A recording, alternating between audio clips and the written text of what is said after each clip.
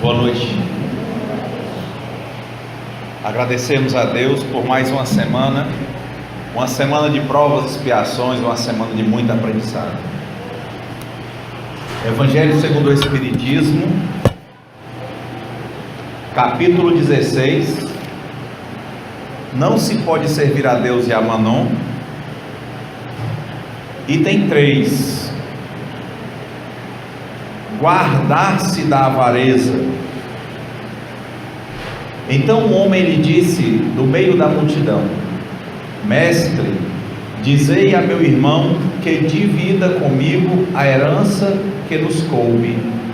Mas Jesus lhe disse: Ó homem, quem me estabeleceu para vos julgar ou para fazer vossas partilhas?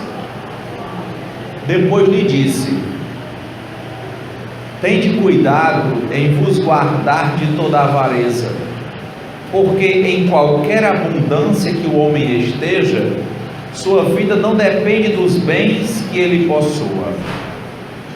E lhe disse em seguida esta parábola: Havia um homem rico, cujas terras tinham produzido extraordinariamente, e ele mantinha em si mesmo estes pensamentos: Que farei, porque não tenho lugar onde eu possa encerrar tudo o que colhi? Eis, disse ele, o que farei: derrubarei meus celeiros e os construirei maiores, e aí colocarei toda a minha colheita e todos os meus bens. E direi à minha alma: minha alma, tu tens muitos bens reservados para vários anos. Repousa, come, bebe, ostenta. Mas Deus ao mesmo tempo disse a esse homem: Insensato és, vai ser retomada tua alma esta noite mesmo. E para quem será o que amontoaste? É isso que acontece àquele que amontoa tesouros para si mesmo e que não é rico diante de Deus. Lucas capítulo 12, versículos 13 a 21. Item 4. Jesus na casa de Zaqueu. Jesus, tendo entrado em Jericó, passava pela cidade, e havia um homem chamado Zaqueu, chefe dos publicanos e muito rico, que, tendo vontade de ver Jesus para conhecê-lo, não o podia por causa da multidão, porque ele era muito pequeno. Por isso correu à frente e subiu a um sicômoro para vê-lo, porque ele devia passar por ali.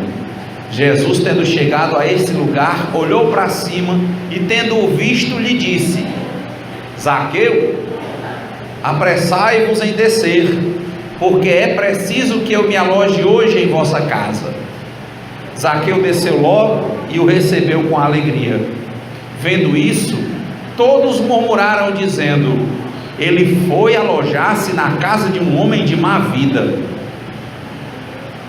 Entretanto, Zaqueu, apresentando-se diante do Senhor, lhe disse: Eu dou a metade dos meus bens aos pobres, e se causei dano a alguém, no que quer que seja, eu lhe retribuirei em quádruplo.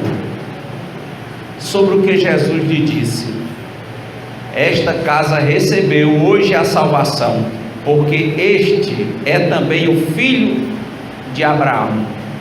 Porque o Filho do Homem veio para procurar e para salvar o que estava perdido. Lucas capítulo 19, versículos de 1 a 10. E o item 5, parábola do mau rico. Havia um homem rico que se vestia de púrpura e de linho, e que se tratava magnificamente todos os dias. Havia também um pobre chamado Lázaro, estendido à sua porta, todo coberto de úlceras, que quisera se saciar com as migalhas que caíam da mesa do rico, mas ninguém lhes dava, e os cães vinham lamber-lhe as feridas. Ora, aconteceu que esse pobre morreu e foi levado pelos anjos ao seio de Abraão. O rico também, e teve o inferno por sepulcro. E quando estava nos tormentos, levantou os olhos para o alto e viu ao longe Abraão e Lázaro no seu seio. E gritando disse estas palavras: Pai Abraão, tende piedade de mim, e enviai-me Lázaro, a fim de que ele molhe a ponta de seu dedo na água, para me refrescar a língua, porque eu sofro tormentos extremos nesta chama. Mas Abraão lhe respondeu: Meu filho, lembrai-vos que haveis recebido vossos bens em vossa vida, e Lázaro não teve senão males. Por isso ele está agora na consolação, e vós nos tormentos. Além disso, há para sempre um grande abismo entre nós e vós, de sorte que aqueles que querem passar daqui para vós não podem, como ninguém também pode passar para aqui do lugar em que estáis. O rico lhe disse: Eu vos suplico, pois, pai Abraão, enviá-lo à casa de meu pai, onde tenho 5 irmãos, a fim de que lhes ateste estas coisas, de medo que eles venham também para este lugar de tormentos. Abraão lhe replicou: Eles têm Moisés e os profetas, que os escutem. Não, disse ele, pai Abraão, mas se alguns dos mortos procurá-los, eles farão penitência. Abraão lhe respondeu: Se eles não escutam Moisés nem os profetas, não crerão mais do que neles, quando mesmo algum dos mortos ressuscitasse. Lucas capítulo 16, versículos 19 a 31. Então, veja que são 3 tópicos hoje, né? O 3, o 4 e o 5. O primeiro é guardar-se da avareza, e ele coloca a parábola do ceifador, que é um senhor que ele tinha muitos celeiros e passava o dia trabalhando e à noite pensando em como é que ele ia guardar o trabalho. Ele não reservava nem o tempo para o Senhor, nem o tempo para qualquer sentimento que não fosse material. E Deus diz para ele: tolo, pela manhã eu ceifarei a tua vida. Primeiro tópico, né? No segundo ele diz: Jesus na casa de Zaqueu. Veja que no primeiro ele está muito refletindo sobre o materialismo, o apego excessivo aos bens materiais. Ponto. No segundo, Jesus na casa de Zaqueu, era Zaqueu alguém mal visto pela sociedade porque cobrava. E nessa aquisição material de Zaqueu, como as pessoas mal julgavam Zaqueu, em um momento da vida dele, teve muita vontade de falar, de conhecer Jesus, e Jesus passava por lá naquele dia. Como onde Jesus andava, não dava para chegar perto, porque muita gente acorria a ele, Zaqueu, por também ser pequeno, ele resolveu subir em uma árvore.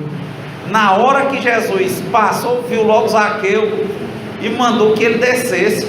Jesus já sabia quem era Zaqueu e disse: desce, que hoje eu vou ficar na sua casa. E Zaqueu disse: perfeitamente. Mas as pessoas passaram a julgar Zaqueu pelo seu trabalho material, não só a julgar Zaqueu, mas a condenar Zaqueu. Então, primeiro é a pessoa que não quer a proximidade. Veja, no item 1, guarda-se da avareza. A pessoa não está pensando em questões espirituais, afetivas, nada disso, ela só pensa em matéria. No segundo caso, é alguém que passou a vida e ganhou a vida com a matéria, e chegou um momento determinante da vida dela que ela escolhe o Espírito, e na hora que Jesus coloca ela para servir, ela não conta miséria, não é? Ela simplesmente se dispõe. E as pessoas, ao invés de louvarem o começo da edificação, ao começo da edificação de alguém que até então só pensava na matéria, aí foram as pessoas que deixaram de pensar no Espírito e só passaram a pensar na matéria. Segundo ponto. Então, o primeiro é o próprio homem agarrado à matéria. No segundo é o homem se desprendendo da matéria, mas a opinião alheia presa à matéria, como se a matéria não fosse frágil, como se a matéria não passasse por constantes modificações. Senão a gente ainda era criança, né? Senão a cobra não crescia e não perdia o couro. Então, como é que as pessoas, ao invés de vangloriarem a vontade de alguém de ser simples, de mudar, de se transformar, de ser alguém melhor, de servir, ao invés de olharem e louvarem isso que é bom, elas só olhavam para o que não prestava para elas. Lá na frente do Evangelho, Paulo, não no Evangelho, mas nas epístolas do Novo Testamento, Paulo vai dizer isso: vê tudo, mas retende o que é bom. Olha a segunda reflexão. Primeiro é a pessoa para com a pessoa, materialista. A segunda é a pessoa se desprendendo e as outras pessoas que se dizem mais espirituais se prendendo na matéria, julgando e condenando o outro. Vamos ver o terceiro. O terceiro já é a parábola do mal rico.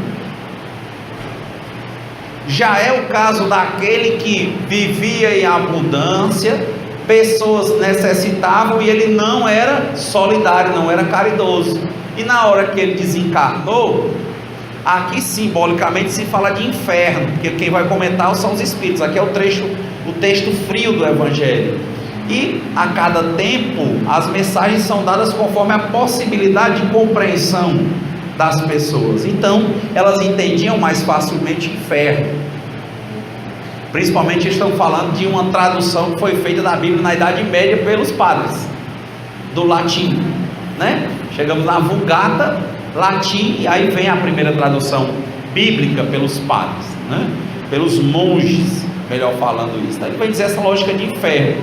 Mas o trecho não está dizendo que ele está no inferno no sentido de que ele está condenado para sempre. É uma lição.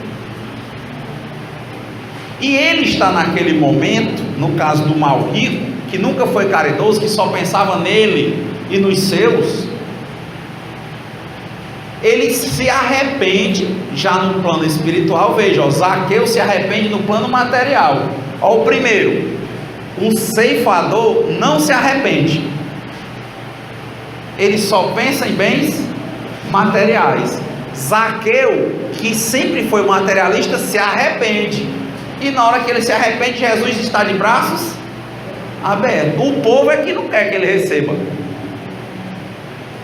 E no terceiro, é depois da desencarnação, o mal rico recebe e dialoga com um espírito chamado Abraão. Abraão aqui está no plano espiritual, é claro isso, não é? Até o Severino Celestino fala como é que as pessoas explicam a Bíblia sem falar que espírito fala, porque esses trechos que foram lidos são especificamente do Evangelho, limpo, claro, não é? Um espírito desencarnado conversando com outro espírito desencarnado, um espírito que estaria em um lugar mais privilegiado e outro que estaria sofrendo em outro lugar espiritual. O que está sofrendo olha para o espírito chamado Abraão e diz: Pai Abraão, me leva, deixa que esse que era o esmoléu, que pedia comida lá na minha porta, eu não dava, que ele molha na ponta do dedo e me deu um pouco de água só com a umidade do dedo dele. E Abraão vai dizer, né?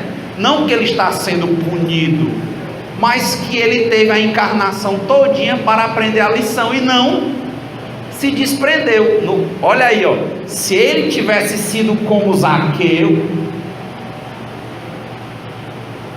não é assim? Como Zaqueu, quero subir, é isso? o mais alto que eu puder, só para te ver e olhar para ti e chamar sua atenção para mim. Zaqueu se arrependeu e disse: eu preciso de ti, Senhor, eu preciso de ti, ó Pai. Jesus não tem sermão, só olhou para ele: desce, meu filho, que eu vou para a tua casa. O outro pedia: ô Pai, eu tive a encarnação todinha, olha como os três. E a Ana disse: Renato, hoje tem que falar desses três, eles são uma sequência. Então a gente tem que acreditar. Na hora que eu olhei, eu pensei: por que não só um, né? Mas ela disse três, então acredito que seja um instrumento. Então lá vamos nós, eu fazendo, não pensando, mas quando a gente lê os três, é uma sequência. Mas se ela não tivesse dito, eu não leria. Isso é um trabalho coletivo. Como foi feito o trabalho coletivo que o Sérgio e o Marcos estavam lendo, chamado O Livro dos Espíritos, em que, a partir da segunda edição do Livro dos Espíritos, que já era feita a primeira com dezenas de médiuns e uma análise criteriosa do codificador Allan Kardec, na segunda, que ele passou de 501 verbetes para 1018 perguntas, já era um outro grupo maior de médiuns, e havia manifestações do Espírito de verdade, que eram decisões de respostas colegiadas por esses espíritos, e eles atuaram nos três principais livros: o Livro dos Espíritos, o segundo, que é o Livro dos Médiuns, e o terceiro, que é o Evangelho segundo o Espiritismo. Dos cinco, os três tiveram a presença forte, marcante do Espírito de verdade. E a partir da segunda edição do Livro dos Espíritos, já estava o trabalho coordenado por São Luís. Então, um momento importante, né? Um livro que vendeu, foi muito sucesso. Quando Kardec desencarnou, já tinham 18 edições do Livro dos Espíritos, já estava na 18ª, 10ª edição do Livro dos Médiuns e 7ª edição, mais ou menos 6ª para 7ª edição do Evangelho segundo o Espiritismo. Então, é um conjunto. E aqui no Evangelho de dizer guardar-se da avareza, no não se pode servir a Deus e a Mammon, não é. Pense em uma questão chamada equilíbrio. Nem tanto ao céu, nem tanto ao mar, para que você viva de forma equilibrada. Agora, isso em termos de escolha e prática. Agora, em termos de reflexão, consciência, compreensão, 100% espiritual. 100% espiritual. Nem sermos ávaros, entendemos que não trabalhamos materialmente como centro das nossas vidas. Nós trabalhamos porque necessitamos, dentro da medida do necessário. Não precisamos viver para trabalhar, porque nós devemos viver para aprender a sermos espíritos melhores, e sempre repetirmos como dizia Paulo: fostes comprado por um bom preço, não vos façais servos de homens. Nós trabalhamos para Deus. Deus provê, Deus proverá. Achei interessante, em uma das passagens dessa obra que eu estou encerrando agora, tive uma feliz oportunidade. Eu terminei de ler a biografia do Kardec, o Souto Maior, vale a pena, demais. E aí estou terminando a obra Pão Nosso, do Emmanuel e do Chico, já com uma pretensão de retornar às obras básicas, fazer uma leitura mais séria, mais profunda, pensada, a começar pelo livro dos Espíritos, seguir pelo livro dos Médiuns e seguir para o Evangelho, folha a folha, a reflexão. E eu tive a oportunidade nessa questão sistemática, eu tenho pesquisado coisas na internet, e eu vi que agora estão dentro de alguns centros, algumas pessoas criticando Emmanuel. Eu não costumo ler nem outros autores, eu gosto de ler no Espiritismo, Chico e Kardec, e vice-versa. E já é serviço demais, porque o Chico já tem mais de 400, certo? E o Kardec, como dizia o Herculano Pires, ele que traduziu as obras, que era formado em filosofia, que tinha os programas divulgando o Espiritismo, colega, amigo Chico, ele vivia lendo e relendo as obras básicas, que não são do Kardec, né? São do Espírito de verdade. É por isso que é Espiritismo. É uma obra ditada pelos Espíritos, organizada e colocada, né, impressa por Allan Kardec. E eu vi algumas pessoas questionando, já dizendo, criando uma rivalidade inexistente que o Kardec não fazia. Tanto que o Kardec, quando lança o Livro dos Espíritos em 1857, quando chega em 58 ele lança a Revista Espírita. Era uma edição por mês e ele fez até desencarnar. Era nela que ele recebia comunicações de outros médiuns que ele ia recebendo nas cartas. E ele filtrava o que tinha a ver com a lógica ditada pelo Espírito de verdade. E eu até o momento eu não vejo, eu vou lendo uma obra dessa, demoro, porque eu vou marcando coisas que a gente bate com os ideais evangélicos, com os princípios ditados pelo Espírito de verdade.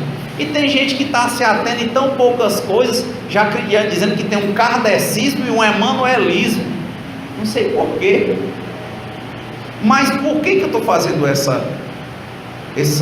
prólogo? Porque eu vou comentar esse evangelho, quando fala da avareza, com Emmanuel, eu vou dialogar.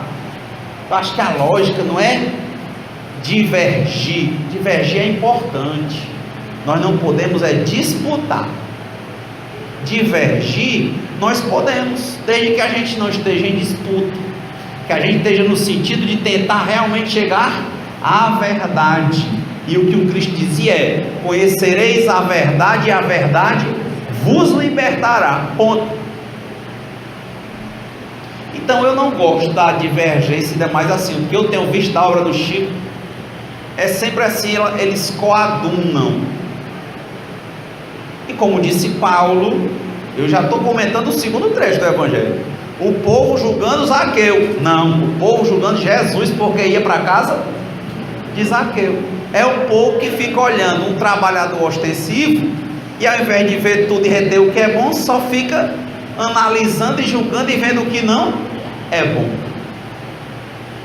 Temos que nos guardar do que é bom.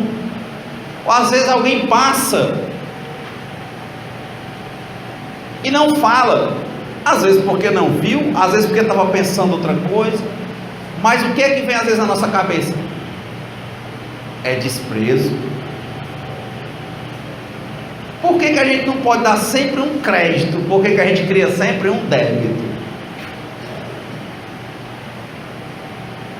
Não é assim que as coisas vão acontecendo?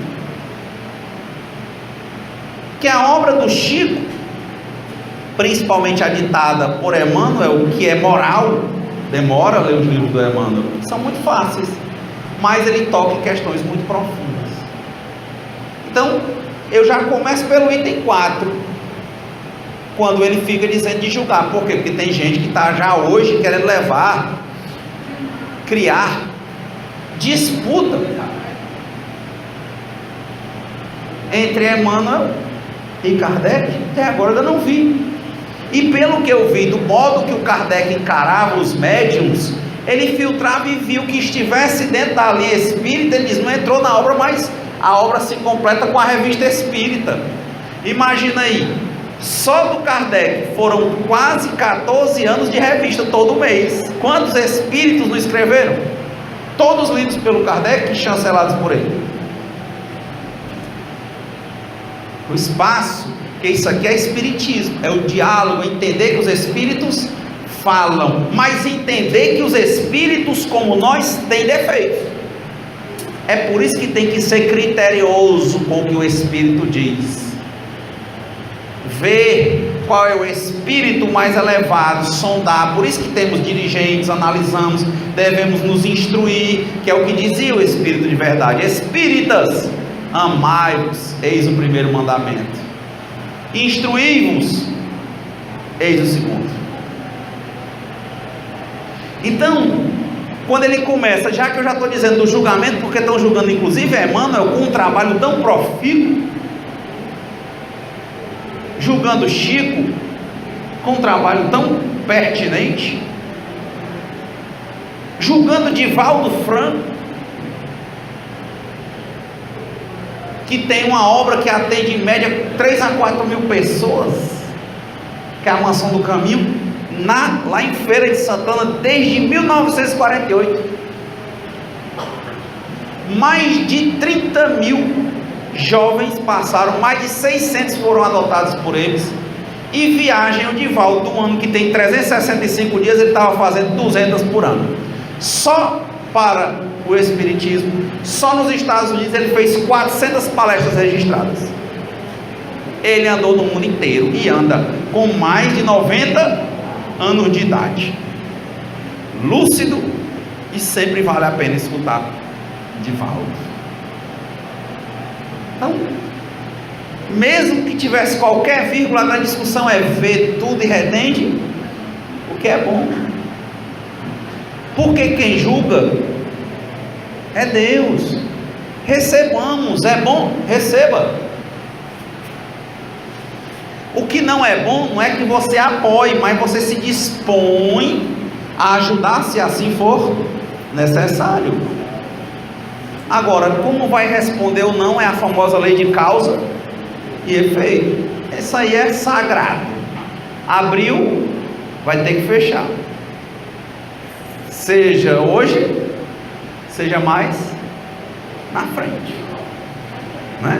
Primeira perspectiva. Então, como eu estou aqui numa lógica de dialogar, como eu estou falando do julgamento, que é o item 4, Jesus na casa de Zaqueu, e estou colocando esses nossos maus julgamentos, deixando de ver o que é bom para ver só as coisas distorcidas, quando deveríamos olhar para os outros, como disse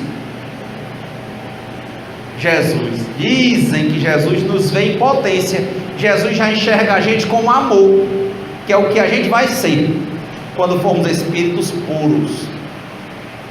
É por isso que toda hora que a gente está querendo falar com Deus, Ele está ali. Toda hora que a gente precisar, Jesus está de braços abertos, sem sermão, sem caramba, sem nada. Perguntaram ao Chico uma vez, que ele perguntasse ao Emmanuel como era nessa coisa de quem tinha errado muito, será que as pessoas iam perdoar? Emmanuel disse para ele: olha, na verdade, no plano espiritual, os espíritos, quando você já está no ponto, né, de ser bem recebido, eles já são tão bondosos, tão benevolentes, estão tão trabalhados, que eles já te perdoaram. Ele disse: olha, talvez 95% já tenha perdoado, mas então eu vou ter que ainda pagar. Não é pagar, você vai ter que aprender. Muitas vezes você matou e pode vir como um médico com mãos para salvar, um médium de cura, que é isso que as pessoas confundem também. Não podemos endeusar os médiuns, nem o médium se auto-endeusar.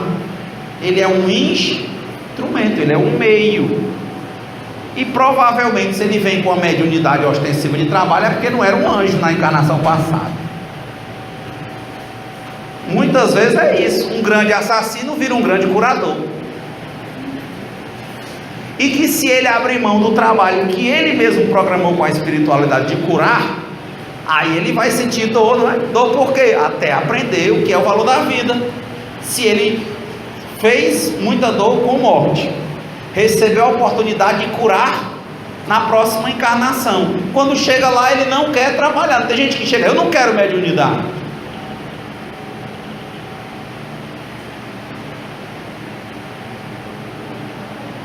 Aí ele vai aprender com dor. De alguma forma ele tem que aprender, porque essa é a finalidade da encarnação. Aí o filme, né, as crianças índigo, ela veio, não adianta a família, não tem, ela tem, ela cura, aí desenvolver e trabalhar. Então, essa primeira perspectiva, ela é relevante. Devemos tentar estar ao máximo, purificando, né, amando, nos instruindo, purificando nossos pensamentos, evitando pensamentos negativos. Isso quando fala em Jesus na casa de Zaqueu. Estamos de braços abertos. Como disse o padre Zezinho, amar como Jesus amou. Como é que ele ama? Está sempre de braços abertos. No item 1, eu vou usar o Emmanuel,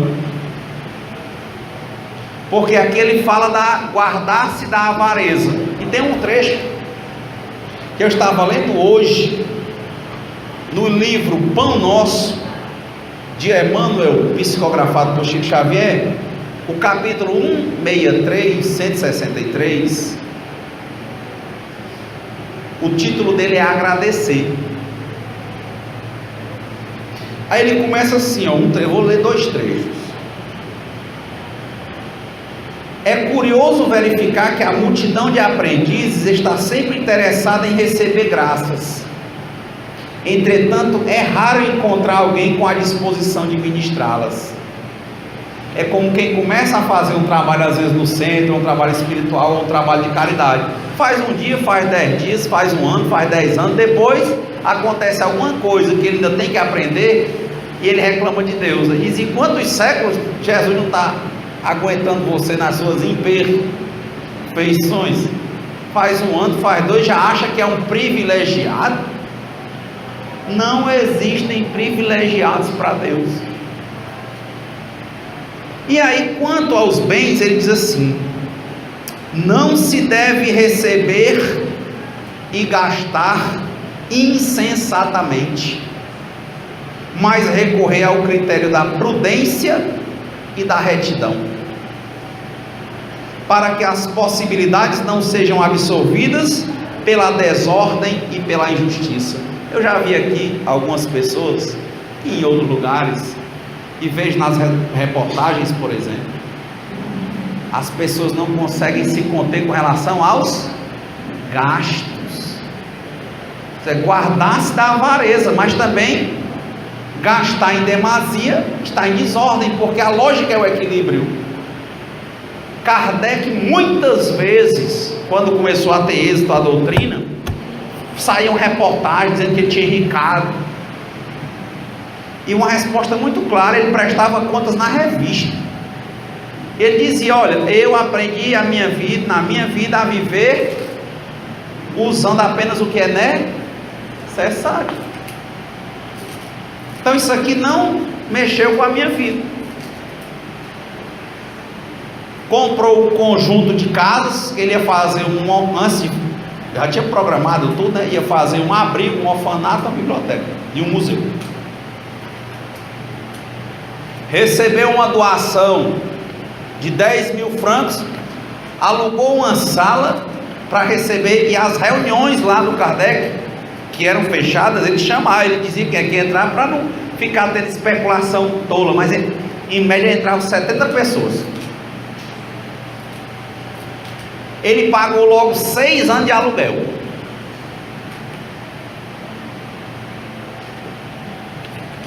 Então, e o resto, viagem, porque o Kardec também, mesmo sem saúde, ele estava fazendo viagem quase igual de Valdo, falando, só para você imaginar, em 14 anos de espiritismo, do dia que o Kardec lançou o livro dos médiuns, aliás, o livro dos espíritos, Há um ano antes do desencarne do Kardec, o Espiritismo já contava com 7 milhões de adeptos no mundo. No mundo. O Brasil tinha um grupo espírita em 1865, lá no Rio, dentro da corte. Kardec vivo, recebia carta. Kardec só morre, desencarna nos idos de 69, 1869. Como é que ele foi equilibrando tudo isso? E quantas pessoas hoje, que eu tenho um cartão, será que você precisa mesmo?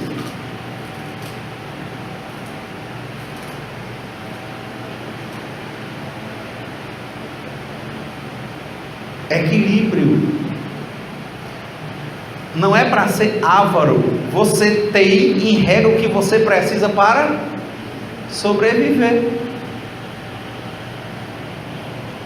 Mas se você quer ser, como diz aqui no Ceará, o que você não pode, na verdade é ser o que você não necessita ser, é difícil. Eu achei tão interessante, então, a reflexão do Emmanuel aqui no Pão Nosso. É por isso que eu não consigo ler rápido, porque toca profundamente. Ele diz: esse negócio de crise de desemprego, Emmanuel, ele diz: talvez haja muito mais uma crise ou de superioridade ou de preguiça. Por quê? Superioridade, porque a pessoa acha que não vai, o emprego que tem não é digno dela, não existe isso. Ou preguiça, porque não quer ir, porque diz: porque serviço tem. E qual é o trabalho que é indigno? E de onde é que eu vejo isso dissoar do que o Cristo falava, do que o Kardec falava? Por que é um emanuelismo? Não, é uma doutrina dos espíritos. Emmanuel está dizendo para qualquer pessoa: tem equilíbrio. E quando o Kardec aqui no Espírito de Verdade diz guardar-se da avareza, não é ser miserável, é entender que na matéria a gente não só acumula, pelo contrário, a gente tem que usar adequadamente a matéria. Por mais que pareça que vai lhe fazer falta, eu peguei semana agora, próxima passada, estava em São Paulo, foi uma consulta, e o motorista disse que pegou uma multa, estava assim, eu deixei ele falar, ele estava com raiva, e eu disse, quando ele parou, eu disse: você acredita que hoje, às vezes eu fico pensando, que não existe acaso, que quando acontece uma coisa conosco, é porque, para evitar outras coisas piores, Jesus mandou aquilo ali. E acho que a gente não deveria, eu disse assim, eu não gosto de reclamar, porque eu penso: quanta coisa que eu vejo que destoa do correto que eu faço, vez por outra perder algo, será que eu perdi mesmo? Eu me pergunto. Então eu tento me conscientizar e pagar de bom grado. Na hora veio, eu pago. Não entendo que tenhamos prejuízo, mas entendo que tenhamos necessidade de aprender a lidar com a matéria, de termos equilíbrio, de usarmos o que nós necessitamos. Tem épocas que estamos na fase das vacas gordas, como sonhava o faraó para José. Você usa o que você precisa e guarda um pouquinho para a época da vaca magra. Quando tiver exatamente um descompasso, um acidente, uma multa, não é por acaso. Mas quando a gente é materialista demais, guardar-se da avareza, começa logo por prejuízo. Ai meu Deus, só quero, venha nós. Não existe isso. Deus é abundante. Ele lhe manda, Ele é que lhe proporciona as condições. Trabalhe, tente ser justo, tente ser digno. E sendo justo e sendo digno, você dignifica o outro, Ele te proverá. Kardec muitas vezes teve medo, a gente falou isso no Evangelho retrasado, e os espíritos diziam que ele estava com dificuldades. E ele disse: trabalha, não te fia na palavra dos homens, você está dialogando com os espíritos, trabalha, que os espíritos vão proporcionar ou propiciar as condições. Assim foi com a irmã Dulce, assim foi com a Madre Teresa de Calcutá, assim foi com Satya Sai Baba. Trabalha. Agora, se você achar que quem lhe dá dinheiro é isso, é a matéria, fica difícil. Trabalhe de forma equilibrada. Na hora necessária, você vai ser chamado para um novo trabalho e as oportunidades surgirão. Mas é impressionante como nós somos testados nisso. Onde você é testado, provavelmente é onde realmente tem algo para ser testado. Quando você tem um ferimento que ele está inflamado, se vocês já experimentaram jogar, por exemplo, álcool, dói ou não dói? Dói. E se tiver sarado, dói? Não. O problema é que só dói onde tem doença. E você, logicamente, só é testado onde você ainda tem fragilidade.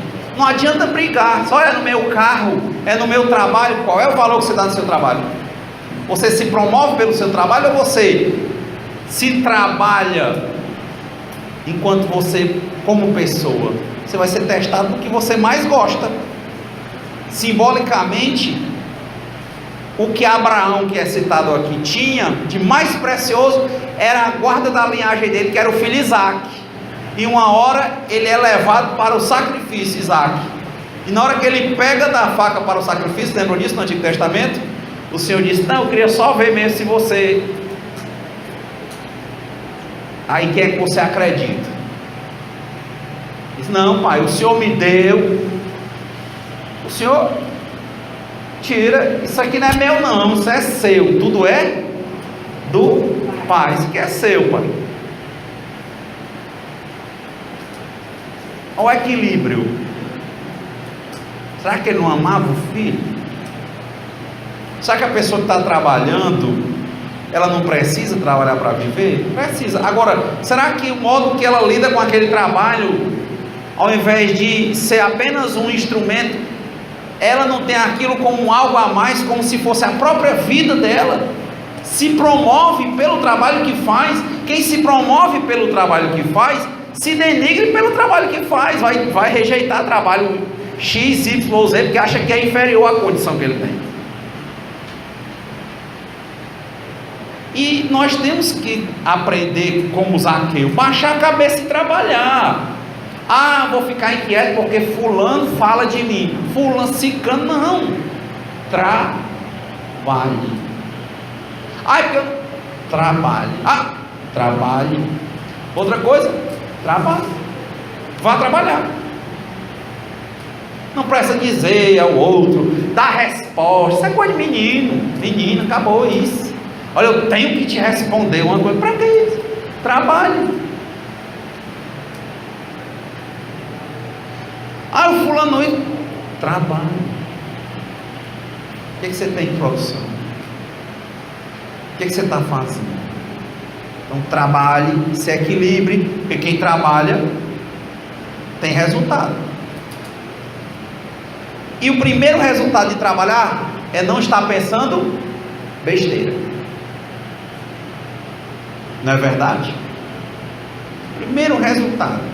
E existem muitas formas de trabalhar, tanto para o trabalho material quanto para o trabalho de cunho espiritual.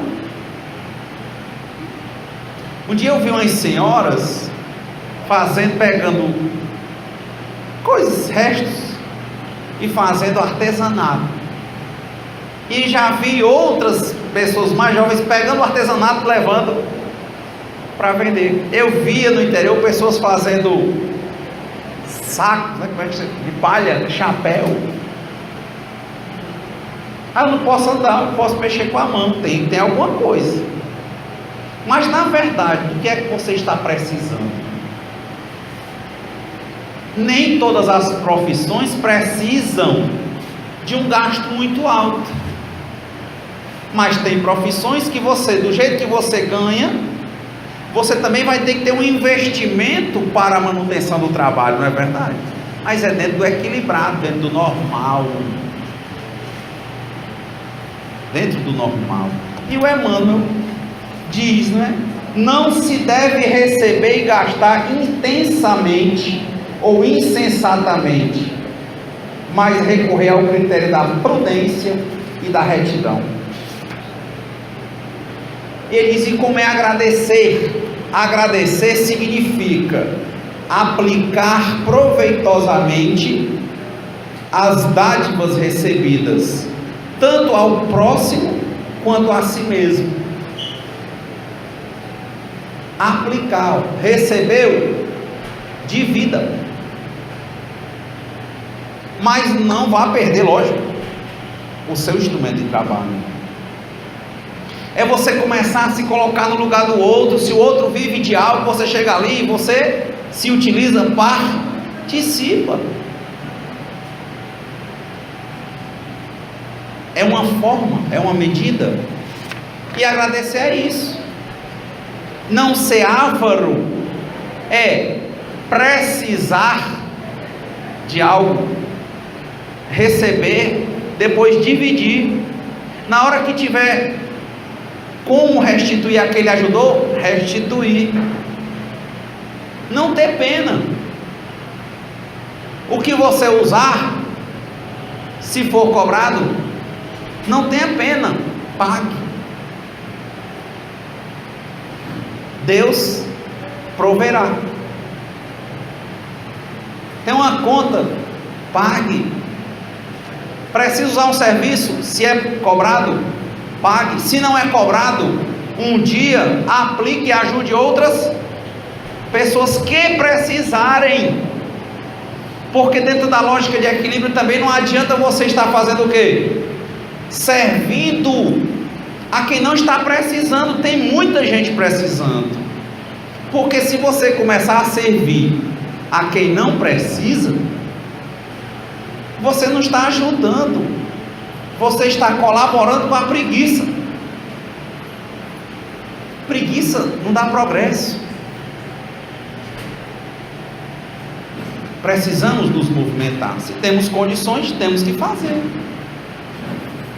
Se você tem condições nas coisas mais básicas, se o seu trabalho você precisa andar, por exemplo, com uma roupa limpa, lave sua roupa.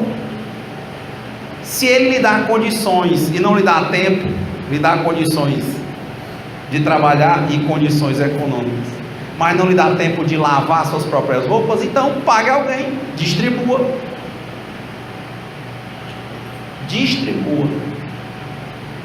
Agora impressiona também como tem pessoas que se guardam nas coisas que são essenciais e básicas, pagar os seus tributos se for para pagar, lavar sua roupa ou pagar quem lava, quem cuida da casa, se tem como.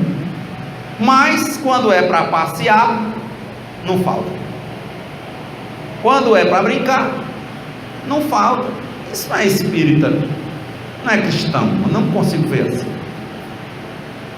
O equilíbrio é: o bom filho é aquele que tenta não dar trabalho ao pai, mas que está ali disposto na hora necessária a ser um trabalhador da primeira à última hora. Então, em regra, se nós bem pensarmos, nós temos condições, Deus nos deu condições de vivermos até aqui com o que nós precisamos. Mas nós desvirtuamos a nossa cabeça, nos tornamos cada vez mais materialistas e nós deixamos em segundo plano o que nós precisamos e valorizamos o que nós não precisamos, gastamos tudo com o que a gente não precisa, e o que a gente precisa fica em falta. É o famoso vivo o luxo e morro o bucho. Mas é em cada pequena coisa. Precisa de um carro para trabalhar? Para trabalhar e compre seu carro. Compre e pague, assuma. Não é isso não, o básico. Porque é tudo que você se apegar de forma destoante do jeito que o Criador deu as condições, ele também vai lhe tirar. Aquela pessoa, inclusive materialmente, ela não progride. É o caso do ceifador. Ele quer desmanchar tudo para começar de novo, só para guardar, só pensava na matéria. Ele disse: ô tolo, pela manhã nem você gasta o que você ganha, só pensa nisso, não tem um equilíbrio. Pois pela manhã eu ceifarei a tua vida. Pode prestar atenção, quem se melindra é assim: se melindra no pouco, se melindra no muito. Quem não assume as suas responsabilidades e se escora, a vida cobra, tende a também não progredir. Quem já viu gente assim? Ele não passa daquilo, ele não avança.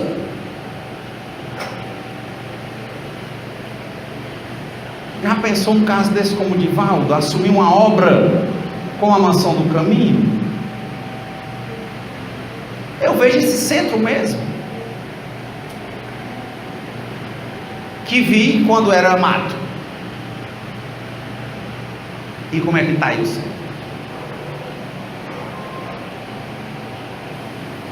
Então é assim: o Criador é abundante para o que é necessário. Mas nós estamos assumindo nossas responsabilidades com relação a essa questão, não servir a Deus e a Manon. Manon é o dinheiro. Estamos. Como diz, quem não pode, os ditados cearenses são fantásticos. Quem não pode com o pote, não pega na rodia. Olha, gosto de brincar, beleza, agora quero ter um filho, então já sabe, vai ter que ter o quê? Responsabilidade financeira, de tempo, porque tem que ter uma educação. Não pode. Não, eu quero ir mais para frente, porque agora eu não posso gastar com isso. Então por que fez? Não, mas veio. Sim, mas já arranjou um trabalho, arranjei. Então primeiro é isso. Não, eu vou avançar, se eu correr para cá, não. Ninguém cresce arranjando mais dívida. A gente vai consolidando a base para que o edifício seja construído. Não, porque amanhã eu posso. Quando for amanhã, você não tem mais filho, porque o filho já cresceu, ou a filha. E já não tem mais educação a dar, ele não quer lhe ouvir.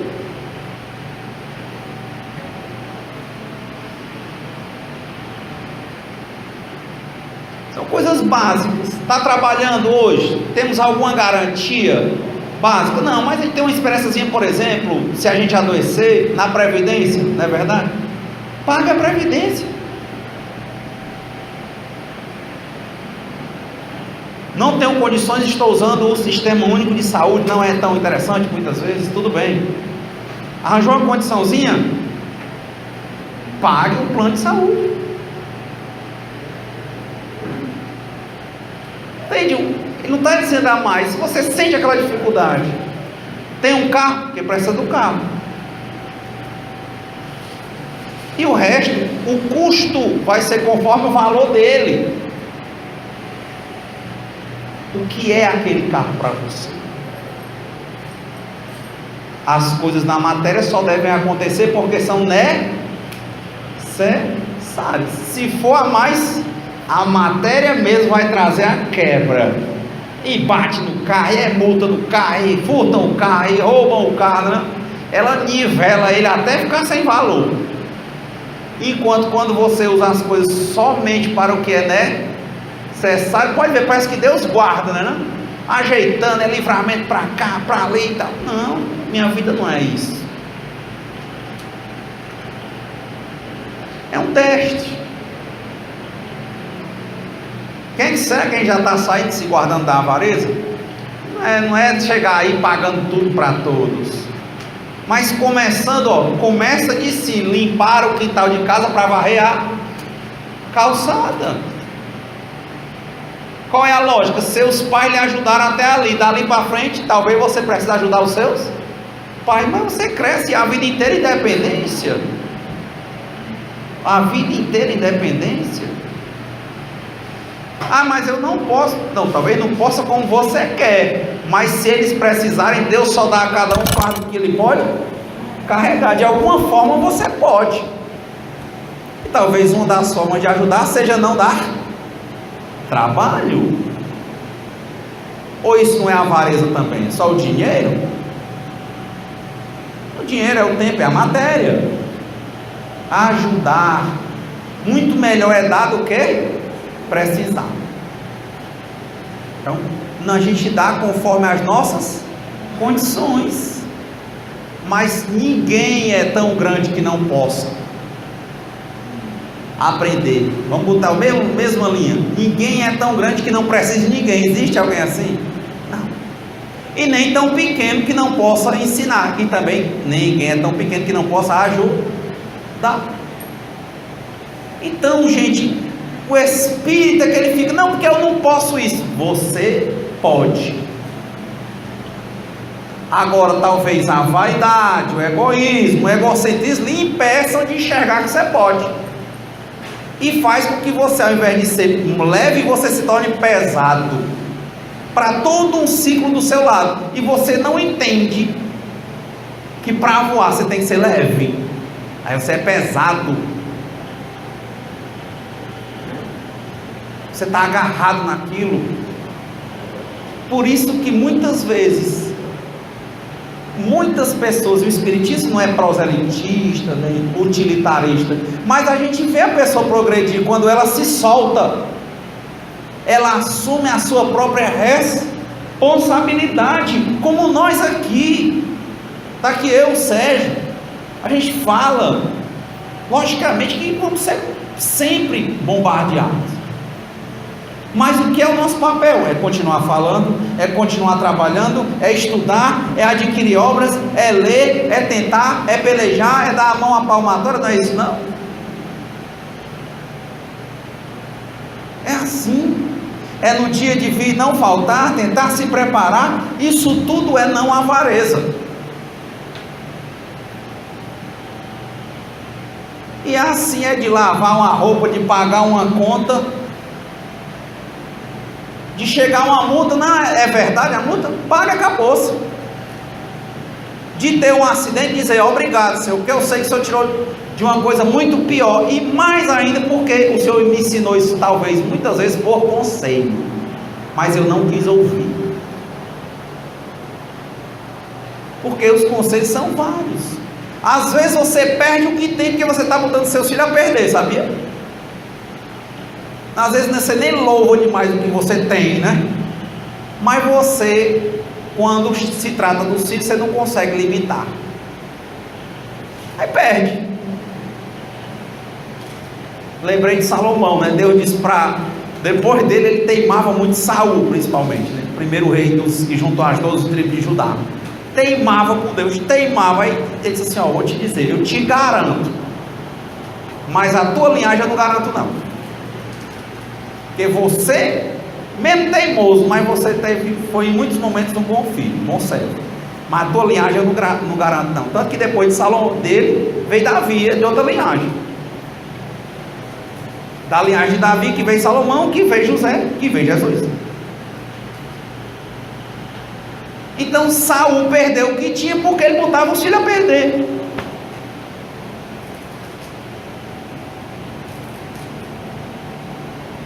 Ou seja, nós temos que ter equilíbrio com a matéria. Mas como é que começa? Conosco. E depois de conosco, com as pessoas, que a gente tem um papel também de educadores. Não podemos levantar o mundo com as mãos, como disse Joana de Ângeles para o Divaldo, quando ela fala principalmente dessa lógica. Por mais que eu ame alguém, eu não posso tomar o remédio pela pessoa. Os ditados, inclusive, nos ensinam isso. Olha, cearense: pai rico, filho nobre e neto pobre. Clóvis, ô Renato, isso aqui é material? Não, não só material. No sentido de riqueza material, é de valores, é dele saber lidar. Quantas pessoas que aqui estão, que chegaram onde estão e lembram das raízes humildes, e quantos outros que têm dificuldade de lidar quando não tem tudo nas mãos. Agora falar de novo, né? Olha o primeiro, o segundo evangelho aqui de Zaqueu. Não, porque o fulano isso, o fulano aquilo. Olha, o Marcos é assim, o Sérgio. Mas lembra, velho? Olha o dedo, ó. Quem aponta com o dedo é um para lá e quantos para cá? Hã? Olha aí, ó. Você está se enxergando. Se você faz isso, seja bem-vindo, né? Porque ele está se identificando aqui. Ao invés de estar falando, deveria estar agindo. Como é agindo? Olhando para a vida do outro e aplicando a sua para se tornar uma pessoa melhor. Para começar, que você já está assumindo as suas responsabilidades. Tem lógico o evangelho que ele está falando? Está batendo Kardec com o Espírito de Verdade com o Emmanuel? Está batendo. Equilíbrio.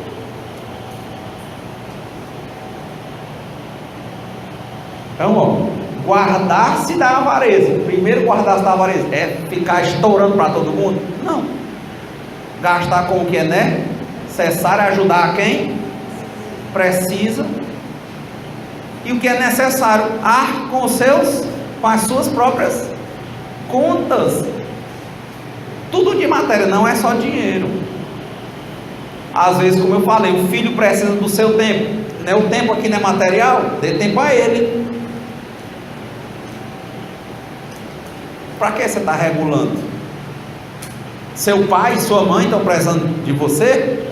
Dê tempo a eles. Eu não, porque meu tempo é na minha faculdade, eu não sei, bom, o tempo seu para com seu pai e sua mãe é na hora que você quer, e o tempo deles, que eles precisam de você, nunca você tem tempo. Isso é avareza, não é não? Agora vai olhar se essa pessoa está regulada. Vai olhar se a avareza dela está trazendo progresso. Nem traz em matéria e muito menos em espírito. Não progride, porque ela está presa, e é uma experiência que vai se repetir aquela encarnação toda, e quem sabe nas vindouras. Coisa tão simples. Sujou, limpe. Abriu, feche. Contraiu uma conta, pague. Tem alguém que precisa do seu tempo e você tem tempo para dar? Dê. Se alguém precisa de gratidão, agradeça, não só com palavras, mas com atos, quando vier a oportunidade, porque a oportunidade de ajudar vem, né? Assim, ela sempre vem. Às vezes uma pessoa, já vi vários depoimentos, uma pessoa que era muito grata a alguém, e aquele alguém que o ajudou, que abriu portas, nunca precisou dele. Aí os tempos passam, a pessoa desencarna, e a pessoa fica com aquilo assim: rapaz, eu queria tanto ter ajudado aquele, nunca ele precisou, graças a Deus. Aí um dia aparece o neto dele, o filho, na sua porta, não é não? Mas vixe, e é interessante que às vezes a pessoa nem se apresenta, você começa a conversar e diz: eu sou o filho do fulano. Aí você lembra, hein? Agora vem a hora de pagar.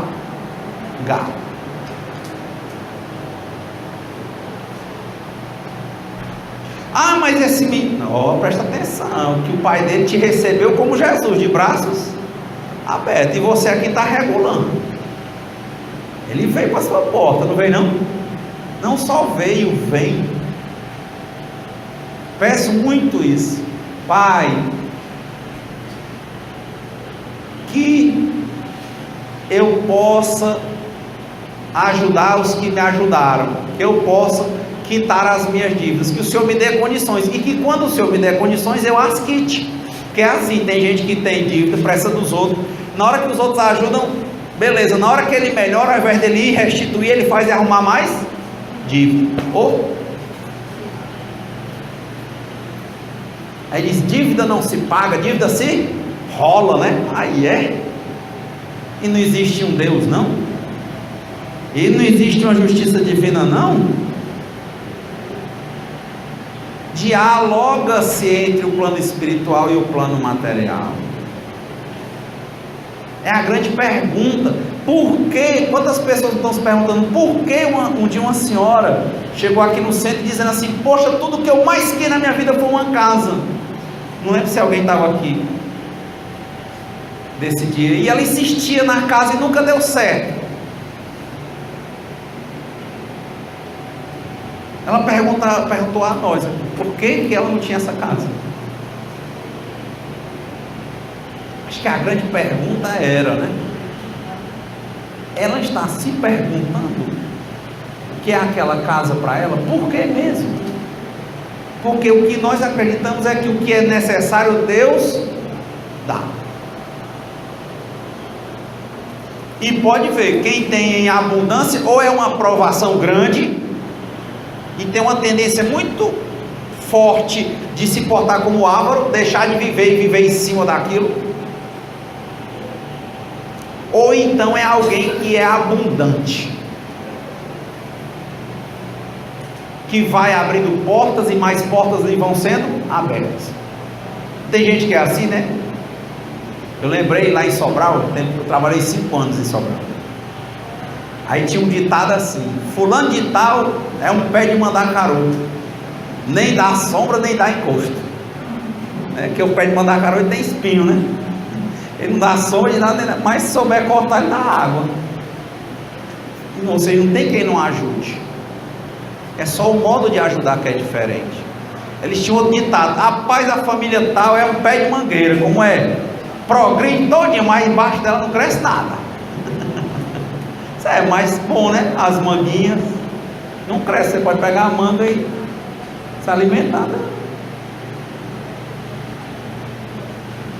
Então, olha, guardar-se da avareza. Eu vi isso hoje muitas vezes. Eu estou terminando essa obra no Pão Nosso, ele dizendo várias vezes que você faça o seu trabalho, trabalhe. Olha aqui o trecho, ó. Olha se eu tô, isso não era para hoje.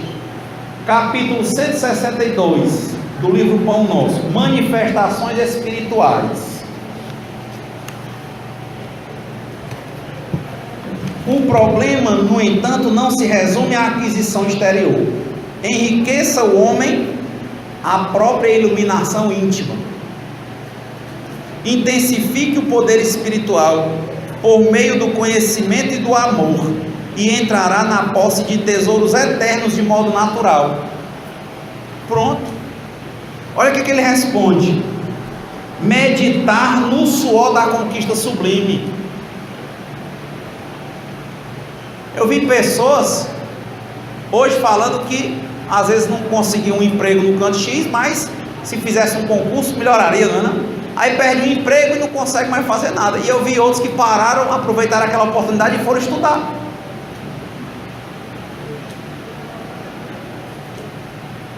E depois conseguiram algo melhor. Eu peguei mês passado, mês retrasado, um Uber lá em Juazeiro do Norte. Coincidentemente, há um mês antes eu tinha estado lá e tinha sentado na mesa de um restaurante com um rapaz e com uma advogada colega lá. E ele faz direito numa faculdade privada. E quando eu pego o Uber, não sei quem é, quando eu entrei no carro, olhei para ele e disse: você é o fulano, tá sentado comigo. Aí ele ficou assim, sério e tal. Eu disse: você não fazia direito? Ele disse: fazia, mas também estou trabalhando no Uber. Eu disse: que bom, e está estudando? É porque eu não tenho muitas condições e tal. Mas eu estou vendo no Uber. Ele disse: você está estudando? Não tanto porque, sabe, né, pagar uma faculdade, estuda e tem que andar no Uber. Eu disse: mas e esse radinho aqui no teu carro? Toca forró aí, né? forró e tal, já tô abusado, toca um, toca dois, toca 6, 7 horas de forró. Eu disse, você sabia que tem muitas aulas grátis, por exemplo, de direito na internet, que você pode converter em MP3 e sair andando e escutando? É mesmo, né? Nunca tinha pensado. Acho que eu vou baixar essas aulas, porque eu posso estar trabalhando e estudando. Isso é mesmo, né? Você está fazendo isso? É. Quanto vai custar para ele fazer isso? Nada. Quando se quer, Deus mostra o jeito. Aproveite ao máximo o seu tempo. Aproveite ao máximo o seu tempo. A finalidade de uma encarnação é o aprendizado constante. Se disponha ao trabalho, se prepare para o trabalho, que o trabalho aparecerá. É o que o André Luiz diz. Quando o trabalhador está pronto, o trabalho aparece. Não lhe falte a fé, que se diante de ti não se abrir o mar, Deus vai te fazer andar por sobre as águas. Não tenha dúvida disso. Aí ele continua, ele diz, olha, trabalhe cada um com o material que lhe foi confiado. Eu não tenho trabalho com? Qual é a divergência do que o Emmanuel está dizendo por que disse no Evangelho? Trabalhe cada um com o material que lhe foi confiado, convicto de que o Supremo Senhor não atende no problema de manifestações espirituais conforme o capricho humano, mas sim de acordo com a utilidade geral. Aí eu trabalhe cada um com o material que lhe é confiado, porque Deus não vai atender conforme a sua vontade, Ele vai lhe atender conforme seja necessário que você possa servir e ser útil. Uma pessoa que ela só pensa nela, não tem solidariedade, não tem caridade, não tem amor, para que a abundância do Senhor para ela? É por isso que ela mesquinha mesquinhamente ficará. Dali não passa nada. E tem que ter esses cuidados, né? Servir é a quem está precisando. Servir a quem não precisa, eu acredito que seja um desserviço. Diferente de você ser gentil, uma coisa, mas servir a quem não precisa, muitas vezes é colaborar na inutilidade, na preguiça. Mas e aí, o que é que tem a ver isso com a avareza? Porque você talvez esteja se trancando, sendo avaro, com o seu egoísmo, seu egocentrismo. Você não quer abrir mão de você. Você esquece que às vezes o filho ou a filha não são uma projeção sua, eles são espíritos que estão sob o seu cuidado. E para cuidar tem que educar. Muitas vezes você dirá sim, mas o não é necessário. É nesse livro também que o Emmanuel diz: o não precisa ser um fel, mas muitas vezes ele tem que ser dito. E se a gente não faz, é melhor a gente fazendo, que a mão de quem ama é mais branda. Que dizem, né, que o mundo ensina, mas a dor ensinará. A dor é necessária. O sofrimento é que é opcional. Então você está se guardando para manter o seu jeito de ser e às vezes está mal educando. Se estiver mal educando, aquela pessoa que você acha que está resguardando, você está guardando de quê? De uma queda quando tiver mais difícil para ela se levantar. Sempre é possível se levantar, mas quanto mais o tempo passa e a pessoa se acomoda, mais difícil é, ou não? E é impressionante, quando eu gosto do ditado cearense, né? Quem é justo no pouco, tende a ser justo no mundo. Não é justo nessas pequenas coisas, dificilmente aprenderá a justiça naturalmente, só aprende com dor. Aí é pancada. Equilíbrio. Sérgio Kardec, em 65 para 66, 1866, teve um acidente cardíaco. Kardec trabalhava que não tinha tempo para Kardec, nem tempo nem hora de viagem, de escrita, de estudo, de leitura de carta, resposta de carta. Os espíritos, ó, tudo é equilíbrio. Mandaram um recado para ele. Ó, equilíbrio. A obra ainda não está acabada. Mas não é essa tua, como quem diz, né? Esse desespero material que vai fazer com que a obra seja concluída, não. A obra, tudo tem tempo e tem hora. Agora é hora de você descansar. Ah, o Kardec, mas isso e a divulgação, tenha calma. Você também tem que tomar cuidado que você está à frente, mas a doutrina não nasceu por causa de você não. Se você não quisesse, outros estariam prontos para fazer o que você fez. Porque o médium ou o trabalhador, de qualquer forma, que o Kardec não era médium no sentido de psicofonia ou psicografia, ele é apenas um instrumento.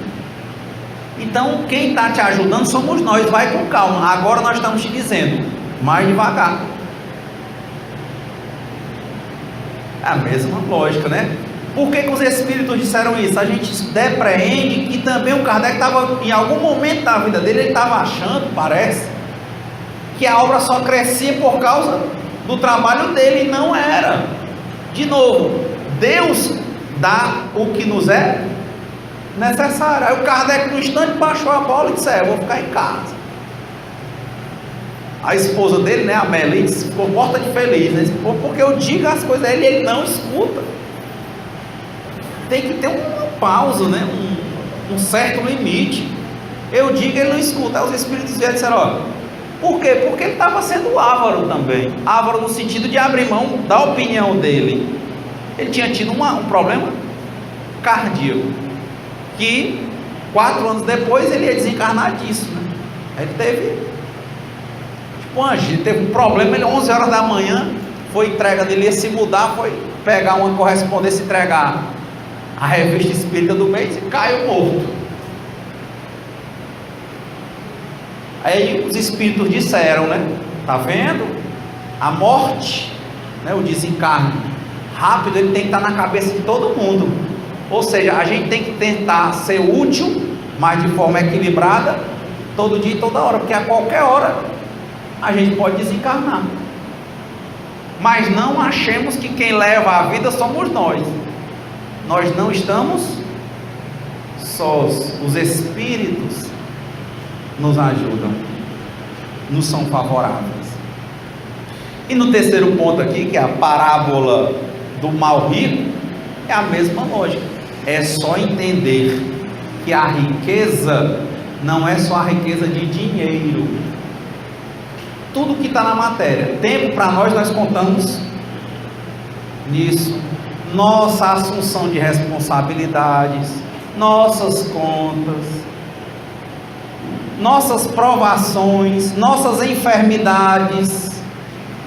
O que o Evangelho está dizendo, para concluir, é que todo problema tem diversas soluções, que o problema só surgiu para nos ensinar que Deus coordena tudo, que nós não estamos sozinhos, e que se algo nos acontece, não devemos transferir a culpa para ninguém, mas devemos tentar entender por que aquilo está acontecendo e o que é que Deus quer nos ensinar com aquilo, que sem aquela dor nós não conseguimos compreender, e assim nós nos fazemos satisfeitos, e assim nós nos fazemos resignados, e assim nós conseguimos enxergar a felicidade que Deus tem para todo mundo, o trabalho que tem, as possibilidades que tem, e sabemos sim, que já vivemos isso muitas vezes, quando a gente achava que nada ia dar certo, que agora era o fim, tem sempre uma luz no fim do túnel, e aí quando a gente imagina, sai melhor do que a gente estava. E aí a Cleide, que eu diga, né? Quando chegou, sempre, nunca mais tinha falado, sempre conto isso. Quando nós conhecemos a Cleide aqui, ela vinha trazida pela das dores, que eu já tinha muita proximidade com a filha, né? Lá das dores, que é a Miriam, contadora, e ela trouxe a Cleide com a suspeita de um CA de mama, né? Estamos no Outubro Rosa. Começou a se dedicar, a suspeita do CA se confirmou, era um CA. Mas a Cleide, que todo mundo fala, parecia assim uma florzinha fechada, né? Triste, independente do CA. Passou por tanta coisa e com a doutrina venceu, virou uma vitoriosa. Quantos anos já daquele 7 anos já.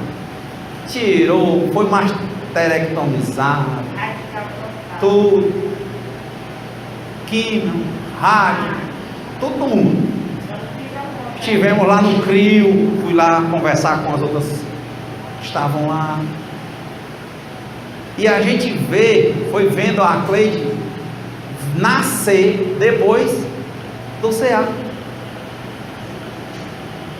E nós vamos orar por ela esses dias vindouros, que ela vai passar por um novo procedimento. E o que é mais importante, eu acho, é esse estado de espírito que ela está, é olhar para Deus e dizer, né? Pai, né? Se está acontecendo é porque tem um motivo, e eu sei que o Senhor me ama, e quem é o pai que ama o filho pedindo pão, ele vai dar uma pedra. Se é para aprender, Pai, eu estou aqui, e eu confio em Ti, seja feita a vossa vontade antes da minha, mas eu quero continuar servindo. E acredito eu, Cleide, como disse o André, quando o trabalhador está pronto, o trabalho aparece. Acho que você tem se trabalhado e tem ajudado muita gente, principalmente com a sua força de ânimo. Lá no CRIO é muita gente com um ar de tristeza, né? É o Centro Regional de Oncologia, Integrado de Oncologia do Ceará. E a Cleide é aquela pessoa que abraça, que conversa, que é uma vitoriosa. Então eu acho que isso é o que vale. Não podemos ser ávaros, devemos ser como Zaqueu, e devemos ser bons ricos, porque todos nós somos ricos, porque temos tudo o que nós precisamos. Muita paz. Senhor, fazei-me um instrumento de vossa paz. Onde houver ódio, que eu leve o amor. Onde houver ofensas, que eu leve o perdão. E onde houver discórdia, que eu leve a união. Onde houver dúvidas, que eu leve a fé.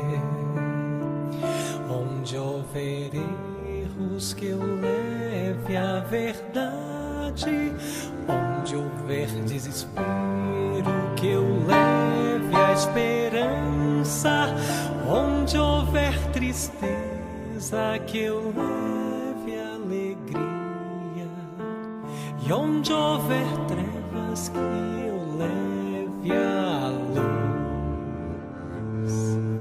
Oh, Mestre, fazei que eu procure mais consolar que ser consolado, compreender que ser compreendido, amar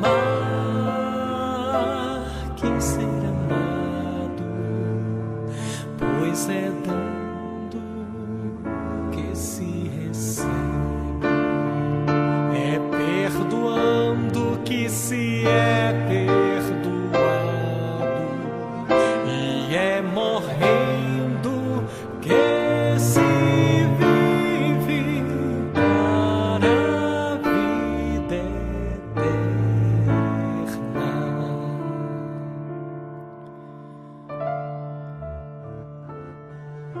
Ó Mestre, fazei-me um instrumento de vossa paz. Onde houver ódio, que eu leve o amor. Onde houver ofensas, que eu leve o perdão. Onde houver discórdia, que eu leve a união. E onde houver dúvidas, que eu leve a fé. Onde houver erros, Mestre amado, que eu leve a verdade. Onde houver desespero, a grandeza da esperança.